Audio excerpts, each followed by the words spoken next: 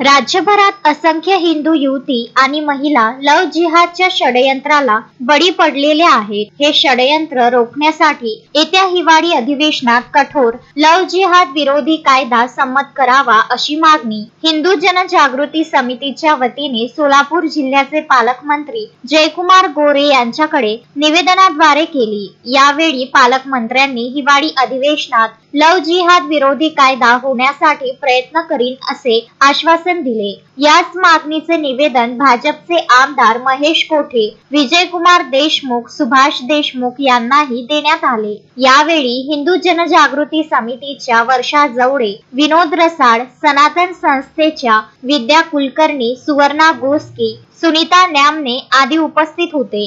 या ठिकाणी उपस्थित युवती आणि महिला यांनी हातात वैशिष्ट्यपूर्ण फलक धरले होते। या फलकावर भाऊबीजेची ही भेट द्या ना, लव जिहाद विरोधी कायदा करा ना, आमची सुरक्षा तुमच्या हाती, राज्याला गरज लव जिहाद विरोधी कायद्याची अशा घोषणा लिहिल्या होत्या। तसेच मैं हूं दुर्गा, शक्ति का प्रतीक या अभियानचे फलकही हातात धरण्यात आले होते। या फलकांनी सर्वांचे लक्ष वेधून घेतले।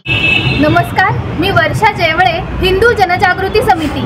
आज संपूर्ण महाराष्ट्रात एकच चर्चेचा विषय झाला आहे, महाराष्ट्रामध्ये लव जिहाद विरोधी कायदा कधी होणार। आणि यासाठी हिंदू जनजागृती समितीच्या वतीने आम्ही सोलापूरचे पालकमंत्री माननीय जयकुमार गोरे साहेब यांना आज निवेदन दिले की त्यांनी येत्या हिवाळी अधिवेशनात या कायद्याचा आग्रह धरावा। त्याचबरोबर सोलापूर येथील आमदार माननीय श्री सुभाष बापू देशमुख, माननीय श्री देवेंद्र कोठेजी, त्याचप्रमाणे श्री विजयकुमार देशमुखजी या सर्वच आमदारांची आम्ही भेट घेतली आणि त्यांना हा लव जिहादचा कायदा त्वरित पारित करावा, या हिवाळी अधिवेशनात हा आग्रहाचा मुद्दा धरावा अशी हिंदू जनजागृती समितीच्या वतीने मागणी केली आहे। धन्यवाद। Vidarbha news bureau, Solapur. Shraddha family shopping में जाएंगे हम सभी, साड़ियों की नई डिजाइन देखो यहीं से लाएंगे।